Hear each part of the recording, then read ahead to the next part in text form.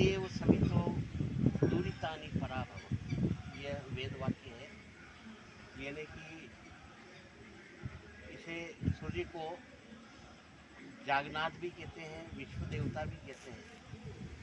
और यदि ये छूट जाए तो सभी हम इसी नाते सूर्य की संतान है। सूर्य हमारे पिता हैं। परोक्ष रूप से सूर्य से ही हम पैदा होते हैं। यदि सूर्य नहीं हो तो पानी भी नहीं बरसेगा, क्योंकि जब नौ तपा तपता है तो ही तो पानी बरसता है। अगर सूर्य नहीं तपे तो पानी बरसे ही नहीं, समुद्र में भाप पैदा ही नहीं हो, बादल बने ही नहीं और पानी बरसे। और वनस्पति वह भी सूर्य के कारण होती है। वनस्पति पकती नहीं है यदि धूप नहीं गिरे तो। सब कृमियाँ, बैक्टीरिया फसलों में लग जाए और सब फसलें नष्ट हो जाए। धूप से ही फसलें सुरक्षित होती हैं और पकती है। तो ये वर्षा का होना, फसलों का बनना, ये सब सूर्य के ऊपर निर्भर है। और हमारा शरीर कहते हैं कि मिट्टी का बना है। तो ये जैसे पानी की 3 अवस्थाएं होती हैं, और द्रव और गैस, वैसे हमारे शरीर की 3 अवस्थाएं।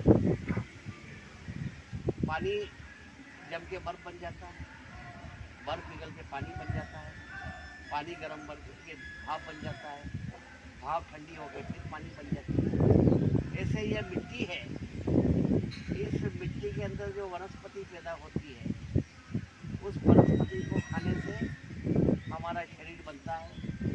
भोजन करते हैं, उससे रस बनता है, रस से खून बनता है, मांस मज्जा और हड्डियाँ बनती हैं। इस तरह से शरीर का निर्माण होता है।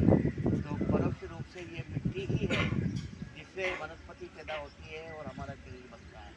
और उसके बाद में फिर जब हम मर जाते हैं, हमें जला दिया जाता है, तो फिर वापस वो मिट्टी बन जाता है। तो ये 3 अवस्थाएं जैसे जल की होती है, जैसे मनुष्य की भी 3 अवस्थाएं हैं। पहली अवस्था में वो मिट्टी है, दूसरी अवस्था में वो वनस्पति है, और तीसरी अवस्था में वो शरीर है। ये हम सूर्य की संतानें होने के नाते अपने आप को हम सूर्यवंशी भी कह सकते हैं। वैसे सभी सूर्य के पुत्र हैं, परंतु सूर्य के जो 5 पुत्र, उनके बारे में हम चर्चा करेंगे।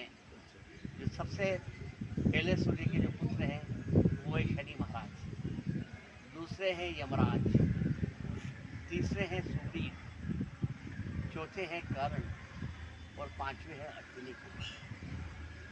अब द्वापर में, त्रेता में, सब में सूर्य के पुत्र आते हैं। एक में इंद्र के पुत्र रहते हैं और सूर्य के पुत्र भी रहते हैं।